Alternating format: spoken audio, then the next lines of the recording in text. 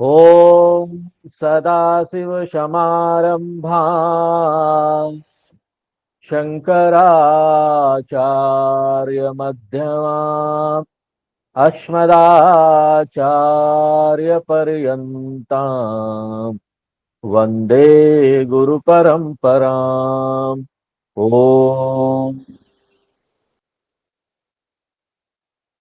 पिछले क्लास में हम लोग जड़ भरत की कथा देख रहे थे भागवत में।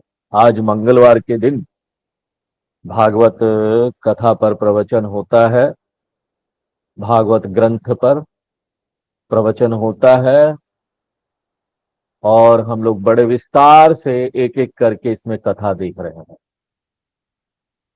तो जड़ भरत जी रहुगण को उपदेश देते हैं। रहुगण राजा हैं, पालकी में जा रहे हैं। जड़ भरत जी को भी पालकी में जोत लेते हैं। जब उनको पता चलता है ये विद्वान व्यक्ति हैं, तो वो जो जड़ भरत थे वो पालकी छोड़कर उनको उपदेश देने लगते हैं और उनको बहुत फायदा होता है। वो प्रश्न भी पूछते हैं और ये पूरा आत्म तत्व का उपदेश होता है, ज्ञान का उपदेश होता है कि यहाँ पर सत्संग और ज्ञान से ही सब दुखों से छुटकारा प्राप्त हो सकता है। यही बात बताते हैं। और कैसे इसको प्राप्त करना है? भगवान की भक्ति करो, ज्ञान प्राप्त करो। और वही करते हैं राजा रहुगण। भरत जी तो पहले से ही मुक्त थे, तो वो अपने रास्ते चले जाते हैं। रहुगण उनके उपदेश को लेकर उस पर मनन निधि ध्यान करते हैं और वो भी ना संसार बंधन से छूट जाते हैं। वो नमस्कार करते हैं भरत जी को। अब भरत जी जिस मार्ग पर चले वो मार्ग तो बड़ा सुंदर मार्ग। इधर उधर एक ज्ञानी को क्या है, कहीं चले जाओ कोई फर्क नहीं पड़ता, घूमते रहे। उन्होंने तो युवावस्था में ही सारा भोग छोड़ दिया था, घर द्वार सब छोड़ दिया था, ये संसार ही छोड़ दिया था एक तरह से समझ लो। तो भरत महात्मा को यहाँ नमस्कार करते हैं और यहाँ पर भरत की कथा समाप्त होती है। अब सुखदेव जी आगे भरत वंश का वर्णन करते हैं।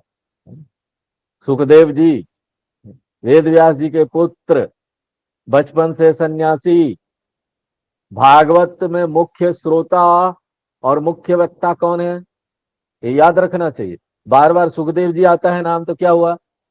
सुखदेव जी कथा सुना रहे हैं भागवत की राजा परीक्षित को,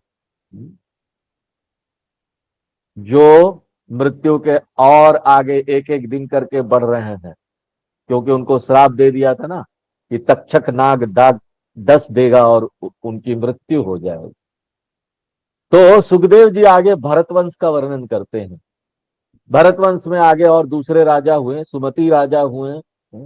उसमें एक गय नाम का बहुत श्रेष्ठ राजा भी हुआ। उसके बाद आगे ये पंचम स्कंद में भूगोल का वर्णन आता है, अंतरिक्ष का वर्णन। यहाँ पर कितने द्वीप हैं, कितने तरह के ग्रह वगैरह हैं। तो राजा परीक्षित सुखदेव जी से पूछते, महाराज आपने बताया कि राजा प्रियव्रत ने सप्त द्वीप बनाए, 7 कॉन्टिनेंट, सप्त द्वीप। स्कूलों में हम लोग पढ़ते हैं 7 continent, the world is divided into 7 continent, geography में।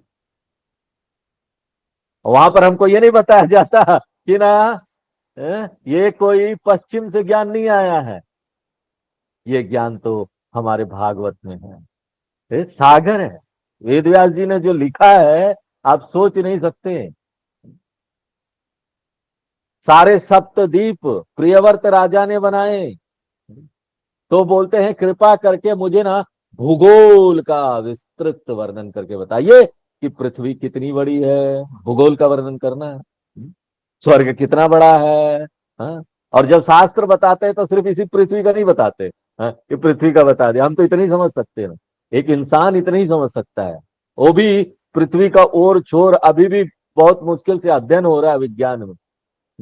कुछ पता नहीं, अंतरिक्ष का तो पता ही नहीं।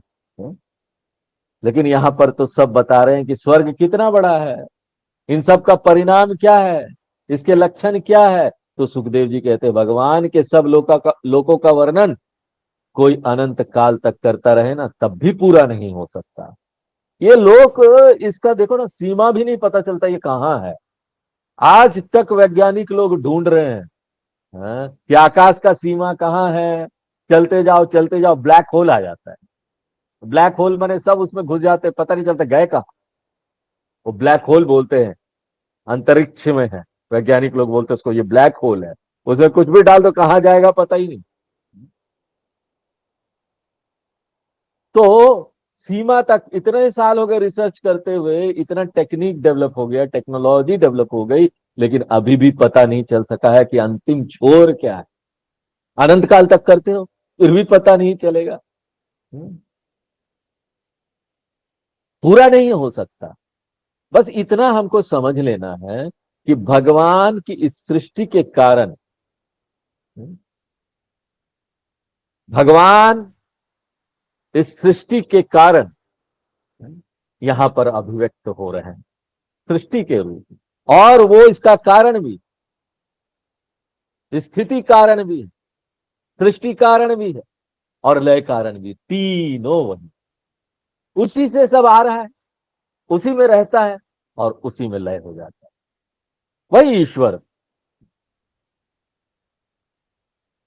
यह अनंत व्यापक सृष्टि भगवान में ही दिखाई देती है। और इतना विस्तार है ना, चलते जाओ, जब कुछ पता नहीं चलेगा लगेगा ये है ही नहीं, वास्तविक नहीं है, तब समझ में आता है। इसलिए ना, भागवत के इस खंड पर ज्यादा विवेचन करने की आवश्यकता नहीं है। तो अग्निग्रह के पुत्र 9 वर्षों के, अर्थात 9 स्थानों के नाम से जाने गए। वर्ष यानी स्थान, भारतवर्ष ये एक स्थान है। तो अग्निग्रह जो थे, तो इस ब्रह्मांड में प्रियव्रत के द्वारा जो विभाग किए गए, जो स्थान बनाए गए अलग अलग इस पूरे ब्रह्मांड में, उसको 9 वर्ष बोलते हैं। इसका नाम है भद्राशव वर्ष, हरिवर्ष, केतुमाल वर्ष, रम्यक वर्ष, हिरण्यमय वर्ष, कुरु वर्ष, किंपुरु वर्ष, इलावर्त वर्ष, और भारत वर्ष। हमारा भारत वर्ष जो अभी हम देखते हैं, हमारा ये देश, इन सब जगहों पर भगवान की पूजा की जाती है, आराधना की जाती है। अब ये जो 9 बनाए ना, ये पूरा ब्रह्मांड सोचो, पूरे ब्रह्मांड में भगवान की पूजा होती थी। सनातन धर्म था हर जगह। अभी भी ना कहीं ना आपको इसका प्रमाण मिल जाए। हाँ? अब जहां जहां दूसरे धर्म का जो मुख्य स्थान है, वहां भी हम ज्यादा नाम नहीं लेना चाहेंगे। हाँ, वहां भी वो बोलते हैं शिवलिंग था। अभी भी लोग वो चारों तरफ घूमते हैं ना, बोलते हैं वहां शिवलिंग। और अब और भी दूर निकल जाएंगे ना, अमेरिका वगैरह, यूरोप में, मैक्सिको वगैरह, वहां मायन सिविलाइजेशन बोलते, मायन लोग थे। वो लोग माया को मानते थे, माया ब्रह्म सब इस पर विचार करते थे। कौन थे वो? ये सब तो वेदों का ही विस्तार था। हर जगह आपको कोई ना कोई प्रूफ मिल जाएगा अगर आप ढूंढेंगे तो ये सारा स्थान इस तरह से विभाजित था, सब में भगवान की आराधना होती थी। इसका वर्णन भी आगे किया गया है। इसके लिए तो एक पूरा अध्याय है, भारतवर्ष का वर्णन। भारतवर्ष क्यों महान, क्यों महान है भारतवर्ष? हमको तो बचपन से स्कूलों में यही बताया गया,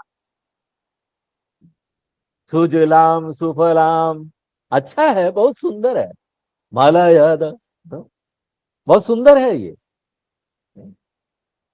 ये सारी भाषाएं, ये सारा राज्य, ये सब बताया गया। ये हमारे देश का धरोहर है, और इसी पर हमको गर्व करना चाहिए। बाकी कोई चीज नहीं बताया गया मुख्य चीज, लेकिन भागवत इस पर सहमत नहीं है। जो भी हमको स्कूलों में बताया गया कि हमारा देश किसके लिए महान है, भागवत सहमत नहीं। अब भागवत पुराना है, इस देश की संस्कृति है, इस देश का हृदय है। और इस देश की संस्कृति और हृदय को छोड़कर हम कहां जा रहे हैं? क्या फैला रहे हैं कि ये देश क्यों महान है? ये सारी नदियां, ये सारी भाषाएं, ताजमहल, कुतुब मीनार इसके कारण महान है। बहुत हो गया भाई साहब, बहुत हो गया। हाँ? तो हम लोग पढ़ते हैं भागवत क्या बोलती है कि भारतवर्ष क्यों महान है। आइए इन सुंदर श्लोकों को पढ़ते हैं और अपनी देश की महिमा का गुणगान करते हैं।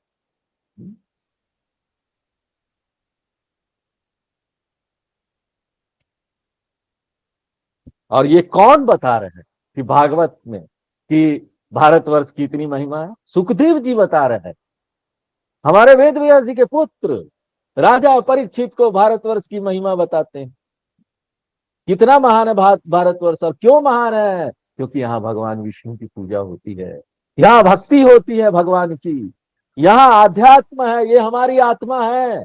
अगर हमको किसी चीज पर गर्व करना चाहिए ना, इस देश में क्या चीज है, तो वो ये आध्यात्म है, ये सारे ग्रंथ हैं, ये सनातन धर्म है, इस पर गर्व करना चाहिए। दुनिया भर के लोग इसी के लिए आते हैं हमारे देश में।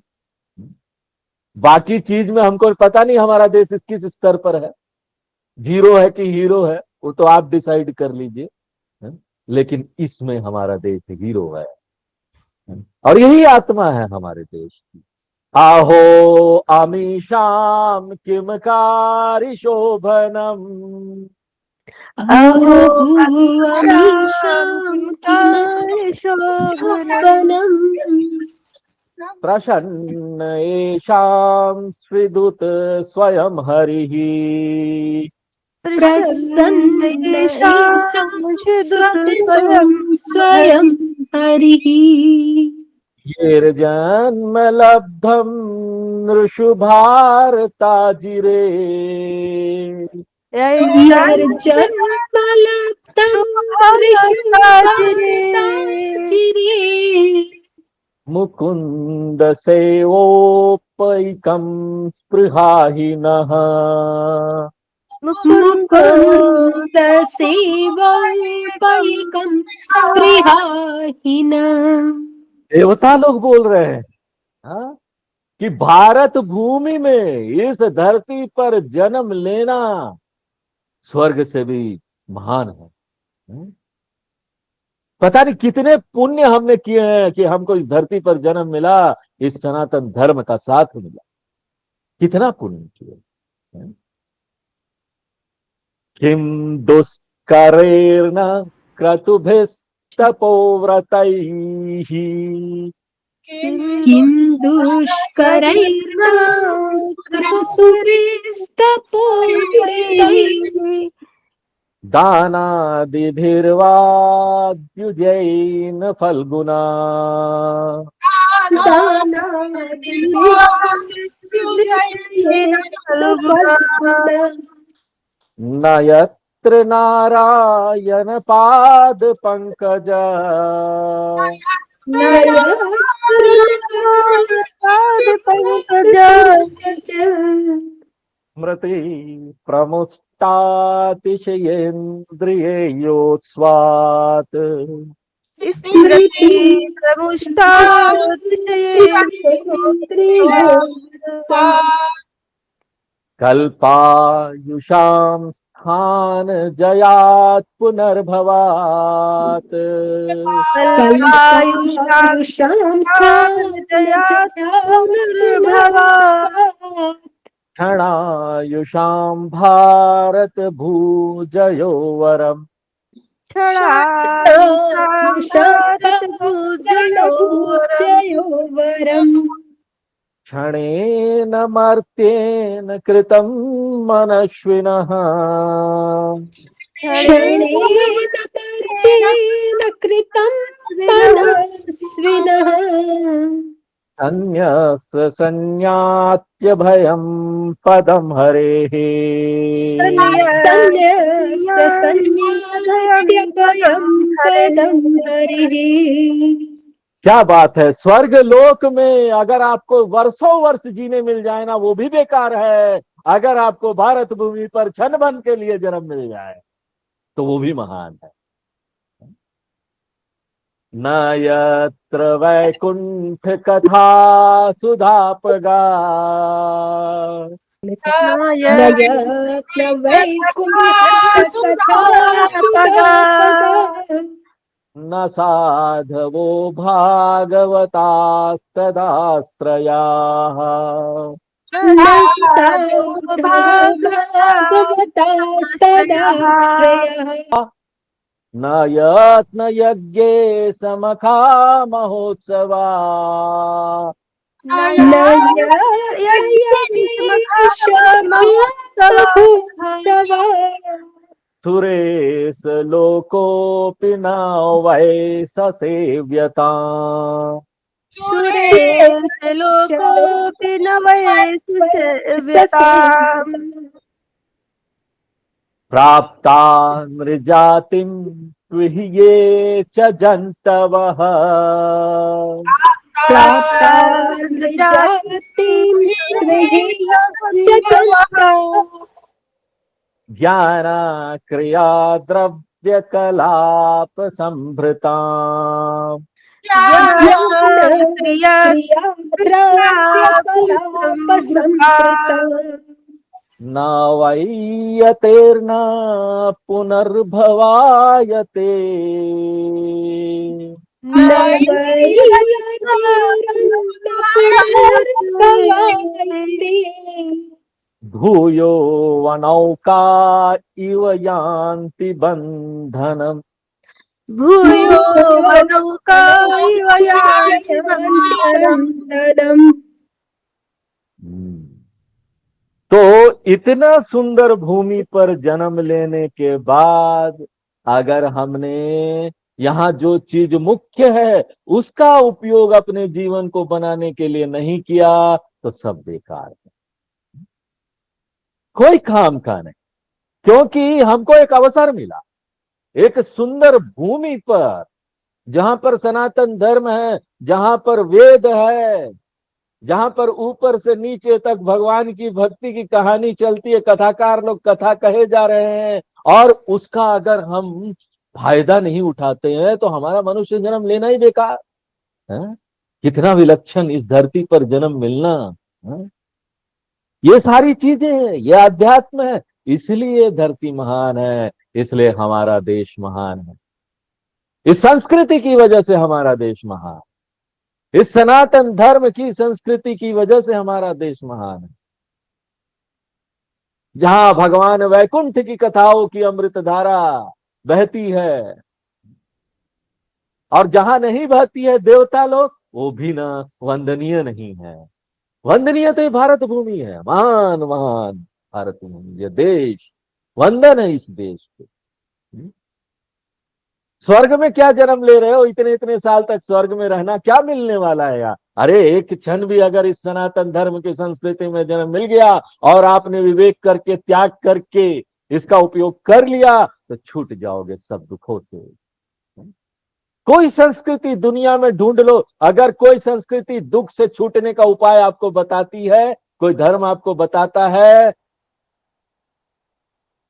नहीं बताता। इस संस्कृति के अलावा, इस धर्म के अलावा कोई और चीज, कोई और संस्कृति, कोई और सिद्धांत हमको दुख से छुटकारा का उपाय नहीं बताता, अच्छा जीवन जीने का उपाय नहीं बताता। जो भी बताता है वो क्षणभंगुर है, वो काम नहीं करेगा। काम करने वाला सिर्फ एक यही है। तो हे भगवान, आपने बहुत कृपा की। अब हमको ऐसा समझना चाहिए कि ना, ये जानने के बाद तो हमको ऐसा समझना चाहिए कि धन्य है कि हमको भारत भूमि में आपने जन्म दिया। पहले लोग सोचते थे कैसी पीढ़ी बनी, हम सोचो हमारा कैसा ये स्कूलों में हमको एजुकेशन दिया गया, कैसी शिक्षा दी गई हमको इन स्कूलों में कि हमको अपने देश से ही शर्म आ रहा। वो तो अभी कुछ सालों में यहां पर जब इन सब चीजों को, हमारे संस्कृति के चिन्ह है, लोग पूछते हैं अरे ये मूर्ति बनाने से क्या होगा, आप केदारनाथ में जाकर शंकराचार्य जी का मंदिर बना देते हैं, वहां जाकर ध्यान कर लेते हैं, तो क्या होगा? ये प्रतीक चिन्ह है। हमको अपने देश से शर्म आ रहा था, इस तरह की शिक्षा हमारी हो गई थी। यहां सब लोग यहां से जाना चाहते थे। हाँ? गर्व होता था, कोई अमेरिका चला जाता था, अच्छा पड़ोसी में अमेरिका चला गया, वीजा मिल गया, नौकरी भी मिल गई, वाह स्वर्ग मिल गया बोलते थे। लेकिन भागवत तो बोलता है स्वर्ग भी बेकार है, अगर भारत भूमि छोड़ दिए तो। भारत भूमि छोड़ दिए तो स्वर्ग भी बेकार है। क्या स्वर्ग? अमेरिका स्वर्ग, यूरोप स्वर्ग, कहां जाओगे? अपने देश में रहने और काम करने पर हमको गर्व होना चाहिए। और गर्व कौन दे रहा है? वही हमारा देश का हितैषी है, बाकी लोग नहीं है। भागवत हमारे देश का हितैषी है। भागवत जो बताता है, हमारे हृदय में हमारे देश के प्रति प्रेम बताता है। क्यों है वो भी बताता है। क्योंकि ऐसी विलक्षण चीज है, यहाँ पर सोना है, हमने उसको धूल समझकर फेंक दिया था और शर्म आने लगा था अपने ही देश में। कितनी गंदगी है यहाँ, कितना भ्रष्टाचार है, यही सब देख रहे थे। लोगों को कपड़े नहीं है, खाने को खाना नहीं है, कपड़ा नहीं है। अरे क्यों खाना कपड़ा नहीं है आज? ऐसा क्यों हुआ? रोजगार नहीं है, ऐसा क्यों हुआ? क्योंकि हमने अपनी संस्कृति को छोड़ दिया। ये जब संस्कृति थी तो ऐसी कोई समस्या नहीं थी। फिर कोई नेता हमारा फायदा नहीं उठा लेता था। सब यहां पर संपन्न थे, ये संपन्न देश। अब सोने की चिड़िया उड़िया छोड़ दो, जो है सोने की चिड़िया नहीं, भागवत रूपी सोना। यहां पर भागवत रूपी सोना है, जिस पर हमको गर्व करना चाहिए। और जब तक हम उसके भीतर जाएंगे नहीं, जानो ना, खुद देखो। लोग घृणा करते हैं, बोलते हैं कि क्या भागवत पढ़ रहे हो, क्या गीता पढ़ते हो, क्या आप लोग ये सब कर रहे हो। अरे यहां पर तो रोजगार देना चाहिए, खाना पीना देना चाहिए, लोगों को कपड़ा देना चाहिए। और ये सब तो ब्राह्मणों ने बनाया है, मालूम है? ये वेद, ये उपनिषद, गीता ब्राह्मणों ने बनाया ना, ताकि हमारे ऊपर पकड़ बनाए रखे अपने फायदे के लिए। अगर अपने फायदे के लिए बनाया है, हाँ, तो आज तो सबको उपलब्ध है ना ये। आप इसमें पढ़कर इसको देख के नहीं, क्यों नहीं लेते कि किसका फायदा हो रहा है? इसमें तो सबका फायदा है, सबके फायदे की बात की गई है इन शास्त्रों में। आज तो ब्राह्मण लोग बहुत कुछ बना रहे हैं, उसको तो आप ले लेते हैं। आज एक ब्राह्मण बढ़ाई का भी काम कर रहा है, चेयर टेबल सब बना रहा है, वो तो आप ले लेते हैं, अपने नहीं बोलते ब्राह्मण ने बनाया है। पैसा भी बना रहा है, आरबीआई के जो पैसा छापने वाला, रुपया छापने वाला जगह, वहां भी ब्राह्मण काम करते हैं। तो पैसा छप रहा है, वो पैसा का तो आप उपयोग कर रहे हैं। फिर ऐसा क्यों बोलते हैं? ब्राह्मणों ने बनाया, अपने तक रखना चाहते हैं। और ये एक और बात आती है वेदों को लेकर कि वो वेद पढ़ने नहीं देते, ब्राह्मण के अलावा कोई पढ़ नहीं सकता। वेद पाठशाला में जाओ, बोलते ब्राह्मण पढ़ाते हैं, हाँ ब्राह्मण को अलावा किसी को लेंगे नहीं। है? तो क्या कारण है? इसलिए नहीं कि ब्राह्मण छुपाना चाहते हैं इसको। हाँ? वेद को कौन छुपाएगा बताइए? इतनी सुंदर चीज, इतने अच्छे शास्त्र, इसको कौन छुपाएगा? छुपाना नहीं चाहते हैं। वो चाहते हैं ये एक पात्र व्यक्ति को मिले, व्यक्ति जो पात्र है, ताकि उसका दुरुपयोग ना हो। वो जैसा है वैसा रहे, गड़बड़ ना हो जाए, उसमें ना मिलावट ना आ जाए। अगर कोई पात्र है तो जाति का ब्राह्मण नहीं है भी तो क्या है? अगर आपके अंदर सम दम उपरम तितिक्षा श्रद्धा समाधानम विवेक वैराग्य है, तो किसने रोका आपको वेद पढ़ने के लिए? इतना पंडित व्यक्ति तो कोई भी ले लेगा, आ जाओ तुम वेद पढ़ो। किस जाति के हैं हमको उससे कुछ लेना? अगर तुम करना चाहते हो तो उसके लायक बनना पड़ेगा। ये तो देखो लौकिक दुनिया में भी है ना। अगर हम यहाँ पर किसी यूनिवर्सिटी में प्रोफेसर बनना चाहते हैं, हमको यूजीसी का एग्जाम पास करना पड़ेगा कि नहीं? अपनी पात्रता दिखानी पड़ेगी। डिफेंस में किसी को भी ले लेते क्या? राह चलते व्यक्ति को पकड़ लेंगे, बोलेंगे तुम कर्नल बन जाओ। कल को ना पाकिस्तान वाले कब्जा कर लेंगे हमारे देश में। टेस्ट लेते हैं किसका दिमाग सबसे ज्यादा है, टेस्ट लेते हैं, चेक करते हैं किसने साइंस पढ़ा है, वही प्लेन उड़ा सकता है, जेट प्लेन, फाइटर प्लेन, उसके लिए इंजीनियर चाहिए। तो वो सब चेक करके फिर पात्र व्यक्ति को लेते हैं। तो इसका मतलब हम उनको बोलेंगे वो भेदभाव करते हैं। डिफेंस वाले भेदभाव कर रहे हैं, यूनिवर्सिटी वाले भेदभाव कर रहे हैं, सबको नहीं लेते हो तो सबको ले लेना चाहिए, जो भी राह चलता व्यक्ति है ले लो। फिर कोई कर ही नहीं पाएगा, उसको पता चला रोज ही फाइटर प्लेन गिर जा रहे हैं।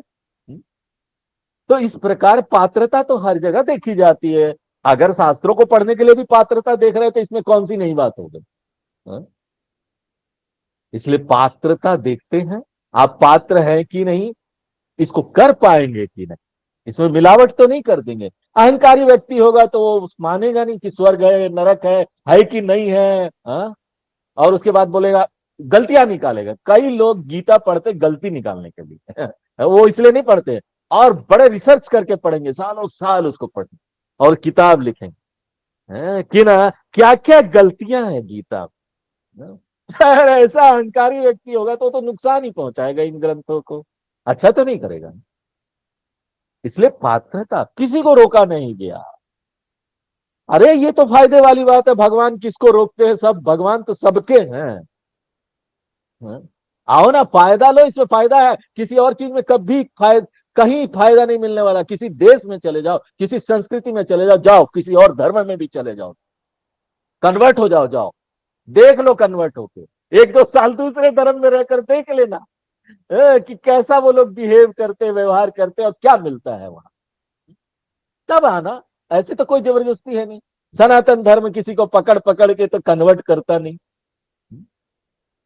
हमारे स्वामी दयानंद जी बोलते हैं कि ये जो धर्मांतरण है, कन्वर्शन, ये एक क्राइम है, अपराध है। अरे आप अपराध कर रहे हो। किसी की हत्या करने से भी बड़ा अपराध है पैसे देकर, और किसी तरह से जबरदस्ती कुछ कुछ करके आप फैला फैला के कन्वर्ट कर रहे हो लोगों को, ये नहीं ठीक है। क्योंकि कोई भी धर्म में व्यक्ति अपने विश्वास से रहता है। कितने दिन आप कन्वर्ट कर लोगे? नौकरी पाएगा, 8-10 साल रहेगा, फिर वापस कन्वर्ट हो जाएगा, दूसरे धर्म में चला जाएगा। कितने दिन कर लोगे आप नौकरी, पैसा ये सब देकर? ये तो विश्वास की बात है। आपको फायदा मिल रहा है इसमें से तो आओ। और फायदा मिल रहा है कि नहीं मिल रहा है कैसे जानोगे? जब तक पढ़ोगे नहीं भागवत, जब तक पढ़ोगे नहीं गीता। आजकल इंटरनेट है, सबको सब कुछ उपलब्ध है भैया, कोई ये नहीं बोल सकता हमको नहीं। अरे क्या नहीं, सबको पढ़ने के लिए उपलब्ध। पढ़ो, आप देखो आपको फायदा दे रहा है। अगर दे रहा है तो आओ आओ, अपना जीवन बनाओ, समाज का जीवन भी सुधारो, और इस देश को फिर से धनी देश, आध्यात्म हृदय वाला देश बना दो, जहां पर कोई गरीब नहीं, कोई बेरोजगारी नहीं, और जहां पर सबको अपने देश के प्रति गर्व है। वो दूसरे देश की तरफ नहीं देखते शर्म से और हीन भावना से कि हमको यूरोप में रहना चाहिए था, वहां नौकरी करनी चाहिए थी, परमानेंट वीजा मिल जाता, रेसिडेंस अमेरिका का, ये नहीं देखते हैं।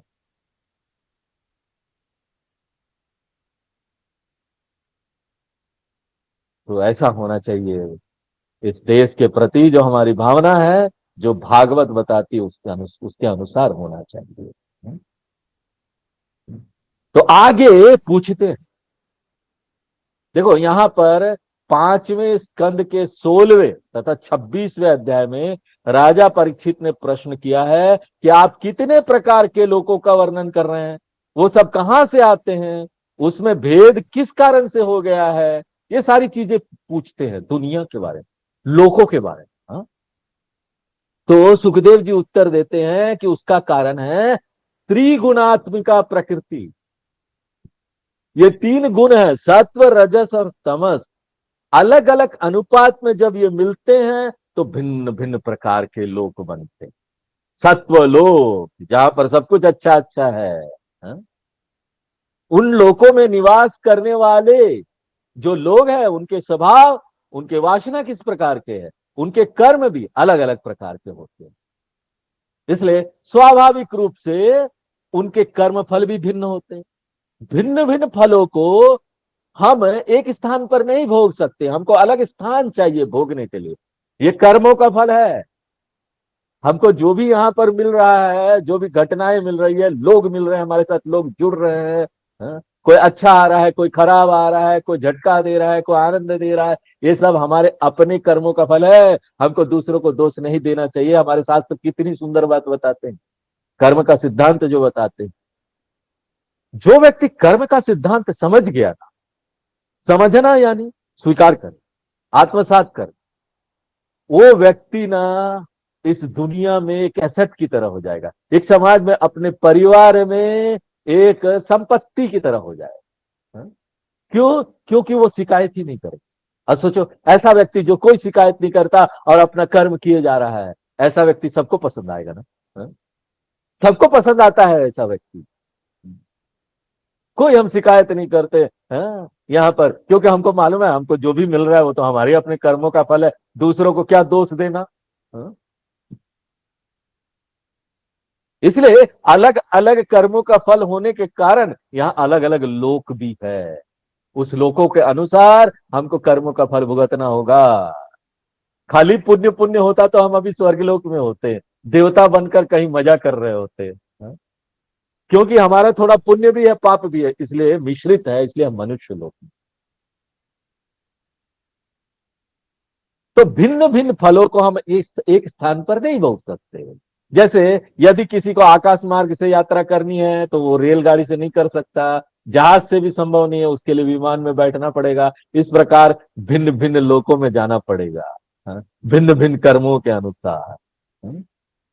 आगे यहां पर नरक का वर्णन करते, कैसे कैसे नरक है। हाँ? तो पहली बात तो परीक्षित प्रश्न करते हैं कि क्या नरक है यहाँ पर। हाँ? देखो भागवत उत्तर देते, नरक है कि नहीं। कोई पूछे ना यहाँ स्वर्ग नरक है कि नहीं, वह शास्त्र मैंने तो भी देखा नहीं, देखने के लिए तो मरना पड़ेगा ना। यहाँ पर पाप करके मरेंगे तब जाकर पता चलेगा नरक है कि नहीं। प्रूफ, सब लोग प्रूफ मांगते हैं आजकल, बड़ा प्रूफ मांगते हैं। प्रूफ, प्रूफ हमारा भागवत है, हमको विश्वास है उसके, भागवत जो बोल रही है सत्य है। विश्वास इसलिए है कि हमने उसके भीतर जाकर देखा है कि वो जो भी बात करते हैं लॉजिकल बात करते हैं, और साइंस से मेल तो खाता ही है। अगर नहीं भी खाता है तो साइंस अभी वहां पहुंचा नहीं है। अगर नहीं खा रहा, मान लो साइंस प्रूव नहीं कर पा रहा, तो साइंस में कमी है, इसमें कमी नहीं है। ये तो ठीक बात बता रहे हैं, हमको ऐसे सोचना चाहिए। भागवत और हमारे शास्त्र और वेद तो ठीक बात बता रहे हैं, साइंस में कमी होगी। साइंस अभी इतना एडवांस नहीं हुआ है, हम सोचते साइंस सबसे एडवांस है, लेकिन हमको अभी ये सोचना चाहिए कि साइंस ज्यादा एडवांस नहीं हुआ है। अब एडवांस होगा तो शायद पहुंचे, लेकिन पहुंच नहीं पाएगा। हाँ? इतना एडवांस नहीं हो सकता साइंस।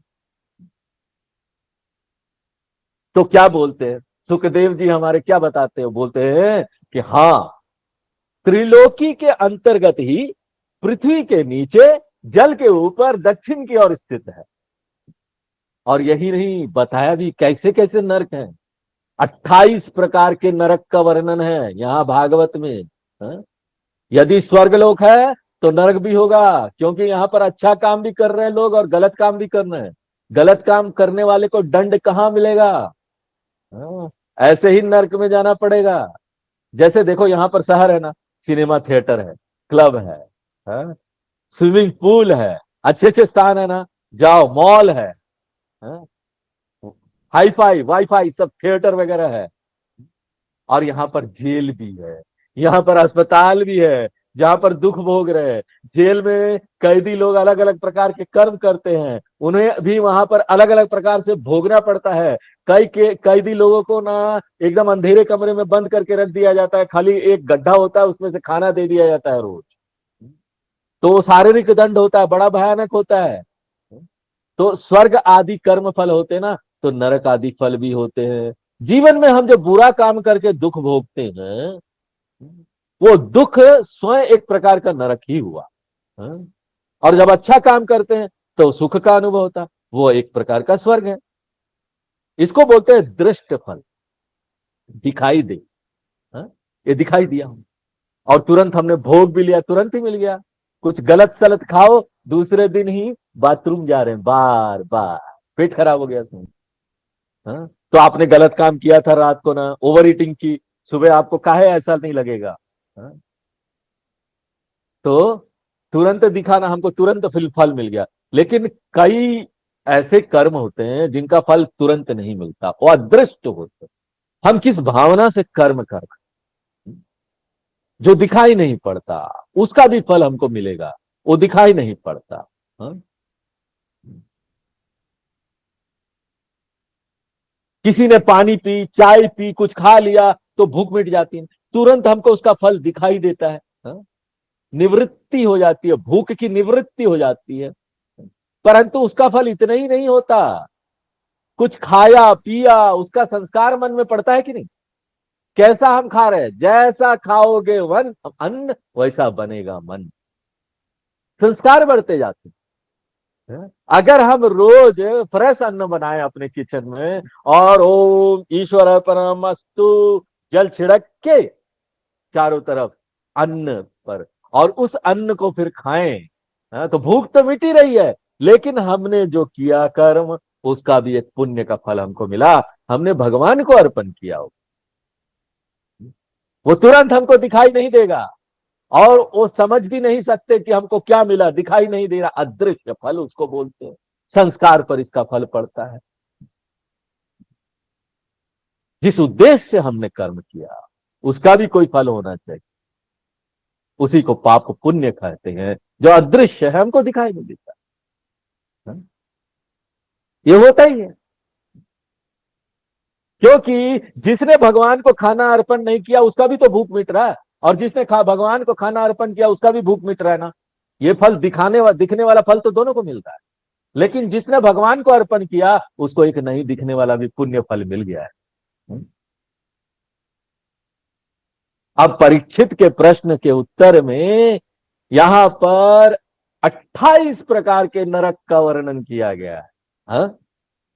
तो आज तो समय हो गया है, अगले क्लास में हम आप लोगों को बताएंगे ये किस किस प्रकार का नरक है, और उसमें कैसे डुबा डुबा के खौलते तेल में कैसे कर्म करेंगे, किसी को जान से मार दिया तो कैसे नरक में जाएंगे, किस प्रकार से आपको वहां पर ना भोगना पड़ेगा। हा? तमिश्र नरक है, अंध तमिश्र नरक है, रौरव नरक है, महारौरव नरक है, कुंभिपाक नरक है, कालसूत्र नरक है, असी पत्रवन नरक है, सूकर मुख नरक है। इस प्रकार से 28 प्रकार के नरकों का वर्णन किया है, और ये सब बताने के बाद आगे बोलते यही 28 प्रकार के नहीं है, करोड़ों प्रकार के नरक है।